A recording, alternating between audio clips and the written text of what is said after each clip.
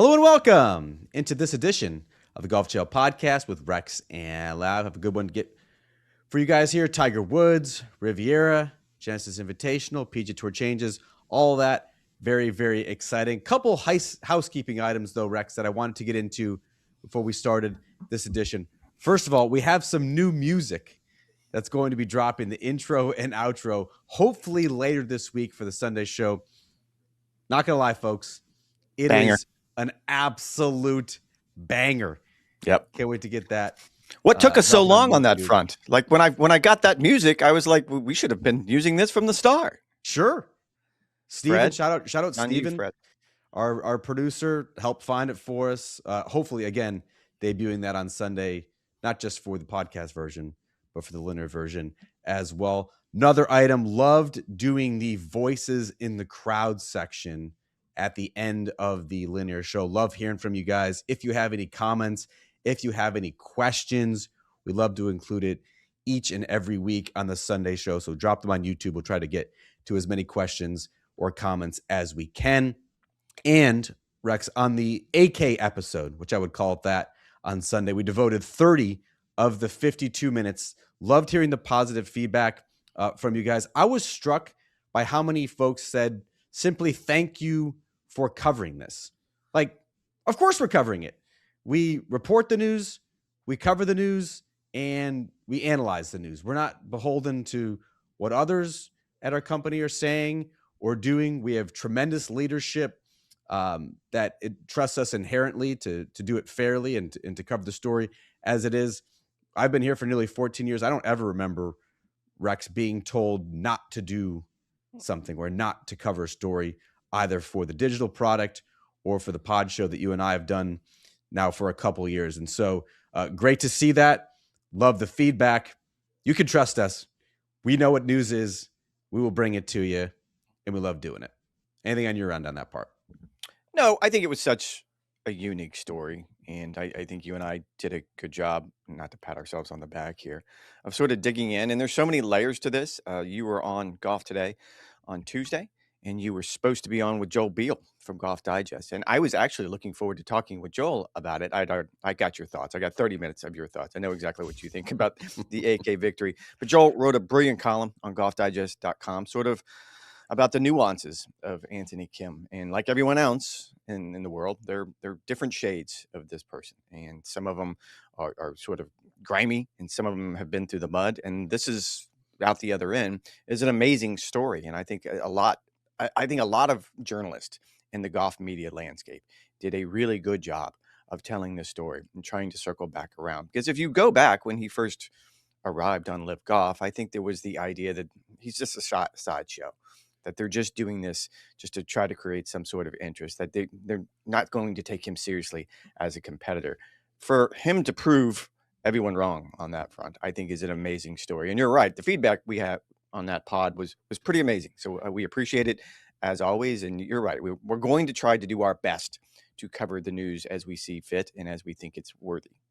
Yeah. Like this might be a peek behind the curtain, journalism 101, but we're taught in J school about the inverted pyramid, right? Where if you think about it, the biggest news up top, and then you sort of winnow your way down to the end of the story. Or when I think about it for the pod show, what's most important? You do that in the first block. What's least important? No offense. It would be punch shots or listener questions or what's voices in the crowd, which you just told people we love. But yeah, that's going to be in the we do love it. But if you have to cut something, that would be where it's at. And so devoting 30 minutes to what I thought was the biggest story of the week, to me, was a no-brainer. And that's no offense to Kyle Morikawa. We loved watching the golf tournament. I watched every single shot during the coverage, Golf Channel and CBS coverage of the AT&T Pebble Beach Pro. Great tournament, signature event on the PGA Tour. Love to get to it. When you're talking about newsworthiness, when you're talking about news value, I think it was inarguable that Anthony Kim winning for the first time anywhere in 16 years, and the backstory and the layers to it and who he beat was the biggest story. We're going to continue to do that. That's how we're going to continue to format our show on this network. We certainly appreciate the feedback. Rex, on Tuesday, had some big news with Tiger Woods, who stepped to the mic. He is not playing in this week's Genesis Invitational, but the tournament obviously is hosted by and benefits the TGR Foundation, which has done great work and now celebrating its 30-year anniversary. There was a lot to get to. You asked me in the roundtable on Tuesday, which questions did you want to ask Tiger? I think I rattled off like 5 or 6. I eventually settled on the PGA Tour schedule and basically him explaining why a less is more model is actually beneficial for fans. He was asked that exact question, and the answer he gave was very, very unfulfilling. I think there's a lot to get to and specific parts that we can break out. But if you were thinking, what is the single most important thing that Tiger said on Tuesday? What would you say? I mean, Todd Lewis.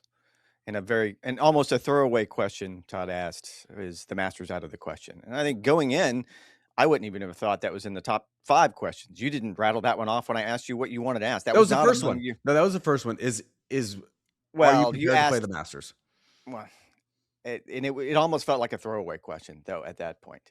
And is the Masters out of the question? And the response was simple. No, it's not out of the question. No, simple no. And I think that's the one that sort of tipped the scale, surprisingly, at least for me, because I wasn't looking that far ahead.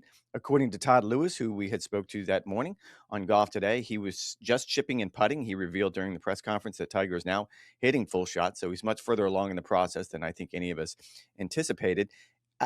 I was stunned by it because he very rarely opens the door like that, at least in this version of Tiger Woods. Normally he's downplaying. Normally I think he's shading to the side of caution that we'll see, we'll see how my body feels. That one felt a little bit more optimistic. So I think walking away, I could only imagine the ticket market, the aftermarket for tickets to the Masters jumped what percentage you want to put on that. And that one little answer, I can only imagine people thinking to themselves that, yes, he could play. So the exact question is the Masters off the table? That's how Tlu phrased it. Mm-hmm. And Tiger said no to that. There's a couple workarounds there. Is the Masters off the table? No. I'm certainly trying to get ready for the Masters. I think that was pretty clear and evident in everything else that he was saying, how he was progressing, saying that he's now hitting full shots. He said he's not hitting full shots particularly well, but yes, he is hitting them, at least ramping up in that direction since he had the surgery. I believe it was in October. So he continues to progress from that standpoint.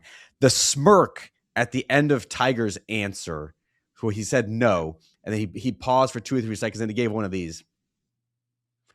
That to me is carrying a lot of weight here. That smirk isn't anything like what Tiger did. That smirk is creepy. That smirk you shouldn't do around small children. Tiger's smirk was very different than that. Please never do that around your children. Don't ever do that smirk again. So I think that smirk is more him being cheeky with Tlu and giving him a short answer. He's done that plenty of times when he one-word someone, and I think a one-word answer tends to have a connotation of, oh, you're being rude or you're being dismissive. And a cheeky little smirk at the end is his way of passing it off like, oop, no harm intended there. Didn't mean that to come off perhaps how it did.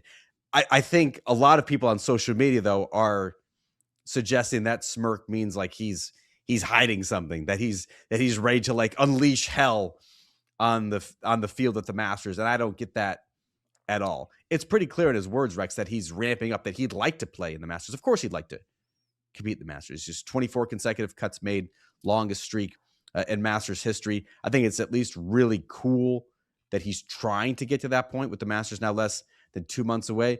I still think you're deluding yourself if you think the 2026 Masters is going to end in anything other than Tiger Woods probably having some sort of cut sweat on Friday. Probably. I'm not even jumping that far ahead, and perhaps I'm being too optimistic. Maybe I got swept up in it as I'm sitting listening to that 20 or so minute press conference yesterday. You're right. He is the king of the one word answer, and there was a smirk to that. I kind of read it a little bit different, and again, I kind of walked away a little bit more optimistic than I was, and I think we'll get an answer sooner rather than later. If you look at, and I'm sorry to revert to this because I know it's not even comparing apples to apples, but his Jupiter Lynx team is scheduled to play on Sunday night of Cognizant Week. So essentially next week, Sunday night, they're scheduled to play. I think there's a level of optimism that he might show up there. That would be one of the tells that, okay, maybe he is ready. And I know it's playing a TGL match inside where he's not walking Augusta. I'm not trying to compare those two things, but it certainly would be an interesting soft opening if the idea, and we all know the idea, is to play the Masters. So we'll get an answer sooner rather than later. And again, maybe I'm being overly optimistic, but I walked away thinking to myself that it's a possibility. And I didn't go into that press conference thinking there was going to be a possibility of that at all. To turn the page, though, I think the more telling questions focused on, well, twofold. One, we'll get to the schedule stuff in a second. The other eye-opening comment to me was, have you actually been in touch with the PGA of America? Because if you remember back in December, he was asked point blank about being the Ryder Cup captain. We all know that's his golf cart, his walkie-talkie. If he wants it, PGA of America has made it pretty clear, this is your team. You can be the captain in Ireland next year. His comment then was, I don't know. No one's talked to me about it. And I think you and I both had the same reaction. Our heads exploded. If you're the PGA of America, I know you're dealing with the fallout from what happened at Bethpage. How do you not even at least have a conversation about who's going to lead the team in 2027? You have his number. Just send him a text. You can even do it just an emoji. Hey man, just you a up? Little thing. Like Ryder Cup, winky thing. Yeah, no, thumbs up, thumbs down, just something. You don't have to take a lot of time to get into that. So at least now the conversation is being had. I did not walk away from that answer being overly optimistic that he will be wearing that captain's hat next year, because he went back to probably the reason he told them he couldn't be the captain at Bethpage last year. He is really knee deep in what's going on at the PGA Tour, the Future Competitions Committee, what the schedule is going to look like. He said he's putting more work into this than he ever did in his prime when he practiced. That to me was shocking, because we all know, I think one of the things that I always marvel at is how his work ethic, it was so glossed over. Everyone just thought he showed up week in and week out and was brilliant. I don't think anybody understood. That was the one thing about Hank Haney's book, I think, that did a very good job of pointing out that when he arrived on Tuesday or Monday of a tournament, specifically a major championship, he knew there was nothing chance. He knew there were no questions. He had gone through the process and knew his body was ready, his game was ready, his mind was ready. And to tell me that I'm putting more work into this than I did that's amazing. It certainly is amazing. And I have to say, it sounded almost exactly like what we heard in the spring and early summer of 2024, where the ball's in Tiger's court and he's trying to figure out, with the various time commitments that he has and the various functions and the various roles that he has, what he can and can't do. And would he be doing an injustice to the Ryder Cup, which he loves? Would he be doing an injustice to the U.S. Ryder Cup team as its captain if he could not devote himself fully to it? And obviously that's what the situation that ended sort of haphazardly with the announcement of Keegan Bradley as the American Ryder Cup captain, despite Keegan Bradley being among the top 20 players in the world ranking, being very competitive and vying for signature titles on the PGA Tour. The U.S. team has not won on the road since 1993. They need to have a plan in place. If I'm the PGA of America, I'm giving Tiger a hard deadline.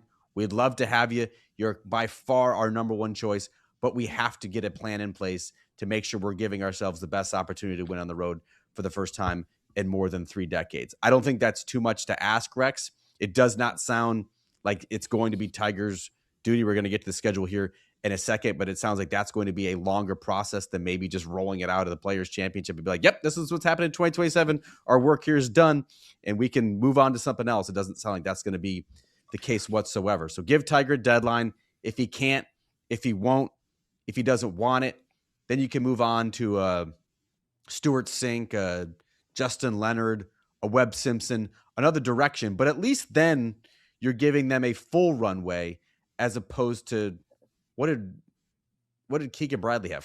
13, 14 months? Yeah, it was a shorter window, but yes. Yeah, again, there's less to do this time around, this far out, but start thinking about it, having processes in place, making arrangements for scouting trips and the like. I do think there's a benefit to being able to have a cleaner and a longer runway than they were afforded last time. And I think both you and I are assuming that Luke Donald's going to do it again. I guess the DP World Tour seems to, maybe they need to talk him into it, but I'd be really surprised if Luke doesn't get another turn of it. And he has had the better part of a decade now to plan and to get ready for you. So whoever takes that job is going to be behind the 8 ball right out of the gates. The other thing that Tiger said before we get to the schedule, and I think that was probably the most interesting part, even though there weren't any details, was he also left the door open that he likes the idea of being able to play golf in a golf cart. So We keep sort of batting this around. He's been saying that for years. And I know, and he was coy about that one as that answer as well. However, I will say the level of optimism from those inside that over 50 circle is very high. That the players, officials, they all think that he's going to play some level of PGA Tour Champions golf, and it could have a huge impact. So that one was the other takeaway. Yeah, I think that's a good note. If I think eagle-eyed observers would notice on Tiger's right shoulder, he had, I don't know if it's a new sponsor, but it's the first time that I'd noticed it, an Insperity logo. They've been around for a couple months. Yeah. On his right shoulder. Obviously, Insperity is the title sponsor for a PGA Tour Champions event as well. So that could be interesting to point out. I started this podcast, Rex, by talking about the inverted pyramid and how I like to format the show where the most important thing is up top, and then we get down to the bottom. Well, and here we are with the third bullet point of the Tiger Woods press conference. It was definitely Tiger's thoughts on the schedule, was it not? Well, and you and I have come a long way in our careers. You pointed out we've both been here. We've been at the Golf Channel for 15 plus years, whatever the case may be. The inverted pyramid applies to written journalism. That's the way you should write stories, the most important things up top, and then let people filter down. That's not necessarily the case when it comes to the visual medium that we're using right now. Certainly when it comes to TV, you kind of tease to it. You kind of have people hang around. So what are we, 15 minutes in? So here's, you finally get to the good stuff. The fourth block is never the most important block. It is not. Well, maybe it is. I don't know what's in the fourth block today on Golf Today. I'll have to tell you. It's probably the most important element. I'm sure it's probably going to be Tlu or another roundtable. Yes, there were no details. I didn't anticipate any details. You're right. The one question that you wanted to ask about the idea, sell me on the idea of less is more. Why is that better for the PGA Tour? Our colleague Adam Schupak asked pretty much the exact question, and there really wasn't an answer there. I say of everything that Tiger sort of addressed during that press conference, that was the one where he seemed to not know exactly where he was going. He kind of rambled a little bit. Certainly, I didn't anticipate specifics, but you could have been a little bit more forthright about the idea that the model, and I will say this, and here's the interesting conversation in my mind going forward here. It's how do you balance that need for less is more, making a better competitive model. He mentioned that a couple of times. That's clearly a talking point with the need for meritocracy.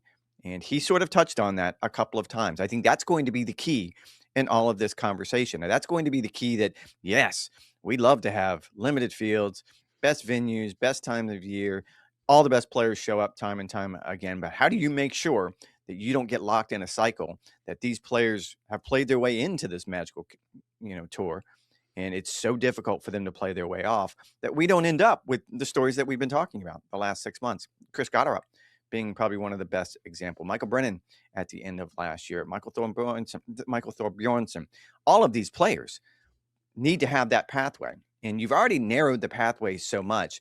I think that's the concern. The other part of it when it comes to Tiger Woods, and I sort of said this on Golf Today yesterday, he is in such a unique perspective on this. Because as we sort through all of these various models that could be the new schedule, I would say that any young player, if you're an 18-year-old right now, and you're thinking to yourself, I want to be a professional golfer, and you're thinking about what your schedule could possibly be, I would imagine most of them think to themselves, whatever Tiger did seemed to work out pretty well. Maybe that's the way it should go. So whatever the version is that comes out, it's going to have his stamp on it. Yeah. So this was a Todd Lewis special as well, asking specifically, do you anticipate this new schedule happening in 2027? You covered the Hero World Challenge 2.5 months ago, and Tiger was pretty clear. We fully intend to have this rolled out in 2027 at the start. Well, dial that back a little bit. No. Now he wasn't making a declarative statement. I think the line was the desire is to have this ready to roll out. He has since softened that stance. I see what you're saying, but yes, he didn't say yes. We'll have it ready next year. But if you go back to Brian Rolap's press conference at the Tour Championship in August, it was clear that significant, monumental, foundational change was happening to the PGA Tour, and he did not intend to roll this out in 2030 when the new TV deals were up. Like, he was talking about making seismic changes soon to the PGA Tour structure. And so I thought that it was notable, Rex, when Tiger was asked by Tlu, do you anticipate this happening in 2027? He said, we would like to have it happen in 2027, but we may have to roll it out over a couple year period. There may be parts of it that are integrated or changed from what is now in 2026 into 2027. I think on the surface, yeah, that makes a lot of sense. You were the first one that I'd heard, based on your reporting at the Hero World Challenge, that you said, 2027 might be a little bit unrealistic. I think big picture, yeah, there's contracts. Contracts are really difficult to break, whether it's title sponsorships, whether it's broadcast partners, whatever the like. The whole thing is so complicated because there are so many different constituencies that you're trying to tailor this new model to, not just star players and rank and file players. It's broadcast partners, it's sponsors, it's tournaments, it's course contracts. It's trying to work around the greater sports calendar, which seems to be a push as well. Like there's a lot of different moving parts. Thinking that you could potentially push this across the finish line in less than a year and a half may have been overly ambitious. What I don't love about that rhetoric, though, Rex, is that you're essentially telling fans that what we want you to invest in right now as a PGA Tour product is not good enough and that it's going to be changed. So we want you to pay attention to this. We're still the best tour in the world, but yeah, we're going to be changing some things. And we don't really like the way it is right now, and we wanted to make it a lot better. Sure, you want to make it a lot better. That sounds great to your fans, but you're also signaling to them like this isn't good enough, and we're gonna be blowing it up. I don't like that rhetoric. Yeah, I'll go back to the idea, and you did a good job of addressing. It's just messy.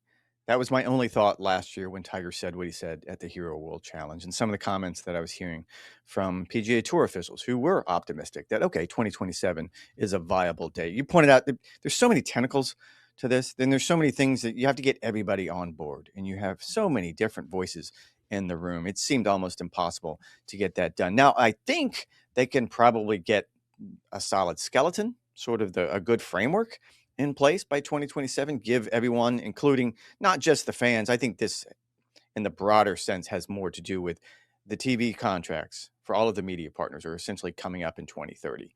And I think the idea is give each one of the media partners a chance to see exactly what the new schedule would look like and how it would work and how successful, in theory, it would be. And then you can go to the negotiating table with maximum leverage. You can go back and say, we have made our product better, therefore we want more money. That's essentially what this is about. So that was the idea there. But the one example that keeps coming up, when I was in the Bahamas, this was the one that Brian Harmon pointed out to me. And you and I have spent really the last 2 weeks talking about this, because my question to you yesterday, I didn't never get to it. Like last week we had Crosby weather, which meant it was gross, it was nasty. According to T. Lou, the end of the world was coming on Sunday at Pebble Beach. It wasn't Tuesday finish, he predicted.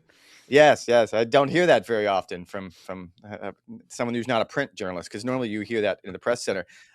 We have atmospheric rivers this week at Riviera. My question to you is going to be simple. What are we doing? Why are we doing this? What are we doing here? And yes, I think everybody over the last few weeks has agreed, yeah, man, it'd be better to play this particular fortnight, July or August, sometime when it's beautiful and we don't have to worry about these crazy weather patterns. Brian Harmon pointed out to me, Pebble Beach probably doesn't want to give the golf course up in July or August. They can maximize their potential there when it comes to tee times. I don't know how much a tee time is at Pebble Beach now, but you're giving up a lot of revenue to do that. So that's just one example of a room that Brian Roloff and an official has to walk in and say, look, I know you like it in February. I know it works for your schedule, but it doesn't work for ours, so we want to do this. It's not that simple of a conversation, and you have to have, I don't want to exaggerate here, but hundreds of those conversations. Well, yeah, and the logical follow-up to Tigers, and there wasn't enough time because it got short and apparently he had other things to do, was how do you then prioritize the elements that you want to have integrated in 2027 versus, okay, we can punt this a little bit further down the line. Like, is having a later start to the PGA Tour season, trying to get away from the NFL playoffs, trying to do it during the bye week between the conference championship games and the Super Bowl, is that the biggest priority? Is it having a bigger summer, owning the summer, as Lee Smith, the executive director of the Players Championship, said that they're probably going to be talking about in a month's time at TPC Sawgrass? Is it having better playoff courses? Is it having Torrey Pines? Is it having Riviera? And Tiger Woods, again, did confirm that they are having discussions about moving what would be this week's Genesis Invitational into the playoff spot in August and better showcasing that tournament, that golf course as a FedEx Cup playoff event.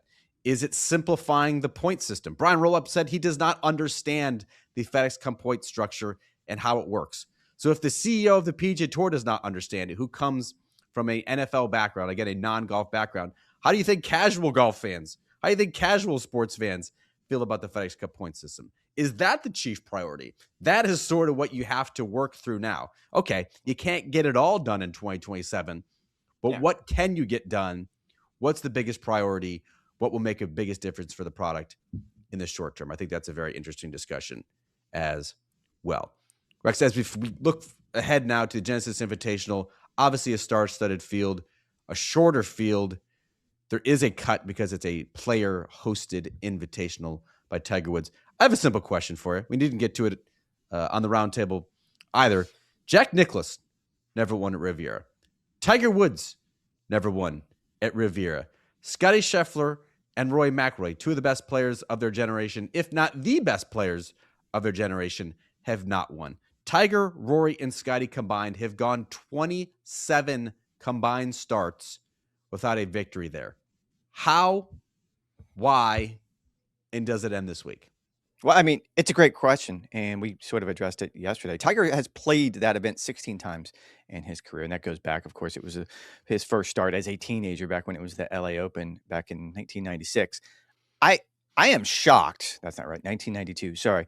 I am shocked that is the one tournament that he played the most times that he never won on, because there's nothing particular about the golf course I can point to and say, well, it clearly doesn't fit Tiger's game. That doesn't work at all, because you can sit and make an argument that, yes, it's kind of tight, it's kind of tree lined, but Tiger in his prime played plenty of those types of courses. I would compare it to Firestone, where he had plenty of success. You look at Scotty Scheffler, who we have spoken about. He has proven his game travels. He won the Birdie Fest a few weeks ago at the American Express, and he's won everywhere else, it seems like. He's won the Open Championship. He's won the Masters. He's won the Byron Nelson. Like, those are vastly different golf courses. Rory, you can say the exact same thing. It's one of those just statistical anomalies that I don't think there is a good answer to. And I know that that's a little underwhelming. And if you have one, I'm all ears right here. But you can't point to one thing, because I don't think anyone's going to say, well, you're talking about 5 or 6 of the greatest players who ever played the game. Maybe it's not a very good golf course. That's not the case at all. I would argue that Riv is one of the best courses that the PGA Tour plays outside of the major championships. And some of the changes that they made, they extended the 4th hole to 270 yards. That's insane to me. That was probably the hole that they least needed to change. It's always brutal. It's always difficult to hold that green, because you're I don't think coming they're in playing that back with 3 and 4. No, it's going to be it's 270. It's going to be super wet. I don't anticipate that happening. But again, there's no good answer, I guess, to come back. I wish I had something. I wish I could look at this like. No, I was pull a praying Brandel Chambly and tell you. Yeah, I was praying you weren't going to ask me this, because I didn't have a good answer either. And I think it's particularly head scratching because there actually is such a strong correlation between success at Riviera and success 2 months later at Augusta National. When you look at the players who have won at Riviera just over the past decade, you're talking about Hideki Matsuyama, Adam Scott, John Rahm, Bubba Watson, Dustin Johnson. Like, all those guys have won at Augusta National. Tiger Woods has won 5 Masters. Scotty Scheffler has won 2 Masters. Rory McIlroy, when he wasn't in contention at the Masters, he still had a handful of top finishes, and obviously is the reigning champion this year. So that really does not make a whole lot of sense to me. The only thing that I could think of, Rex, is February might have something to do with it. It's the worst weather month in Los Angeles. You have Kikuyu grass, which is sticky, and it's something that players typically don't see throughout the rest of the year. And the Poana greens in these sort of conditions can get really mushy and also really bumpy. It sort of takes on like a texture and appearance of like broccoli. And so that's not ideal either. Would that change if you moved this to July or August? I think so. July and August are beautiful in Los Angeles. It'd be mid-80s, the driest months of the year. The golf course would play as intended, a little firmer and a little faster. That's the only thing I can think of, because it's unfathomable that those 4 players, who will go down most likely as 4 of the best of all time, top 10, top 12, top 15, wherever you want to eventually put it, for them not to all win at this golf course, again, which has such a strong correlation to Augusta, really, really befuddles me. And it's worth pointing out the U.S. Women's Open will be played at Riviera in June. We'll get an idea of this won't be a theoretical conversation anymore. You'll see firsthand, oh, that's exactly how this golf course is going to play under those conditions. And my guess is that is a much better golf course than what we're going to Oh have God, yeah. this week. And even like it's a bad forecast. You can't control that if you're a tournament director or a golf course. But It's it always a seems, bad forecast though, Rex. yeah, It's always it's rain gear. It's always it's mushy. It's always always 8 out of 10 showings you end up with this weather. It's just this is what you end up there. So yes, I'm with you. That's probably the best reason I can come up with. But even that, it's not as though these players that we just rattled off haven't been able to go out and I don't think anybody would say that, oh, Tiger Woods isn't a mutter. Like, no, he can go out and win in those conditions. I mean, he's done it before over the course of his career. Certainly, Jack did it. Rory has done it. Rory actually seems to play his best on soft golf courses, as you've pointed out on numerous occasions. Tiger did skip the old LA Open for about a decade, in large part because he was just sick of throwing on the rain gear and sick of dealing with that golf course, those conditions in February. We have seen the golf course at that time of year before. I covered the U.S. Amateur. What was that back in 2019? May have been 2018. U.S. Amateur at Riviera. That was obviously in August. Great golf tournament, played properly in the conditions it's supposed to. We're going to have the Olympics. Obviously, Riviera is hosting all the golf events in 2028. Yep. So we're going to have that opportunity as well. Tiger seems pretty keen, pretty interested on moving his Genesis Invitational out of this time slot, out of the time of year he could never win. And it's hard to blame him based on his record. We'll see if it happens this week. If it's going to happen at all, Rex, you would think it would happen this time. Scotty Scheffler, fresh off his 8th consecutive top 4 finish on tour. Rory just made 25 birdies and 2 eagles over 4 days in Monterey.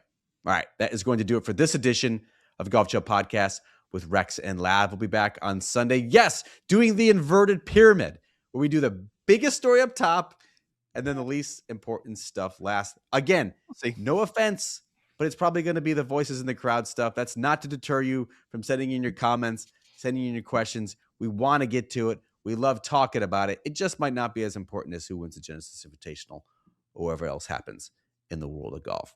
Thanks as always for listening. Thanks as always for the support. Have a great rest of your week. We'll talk to you on Sunday.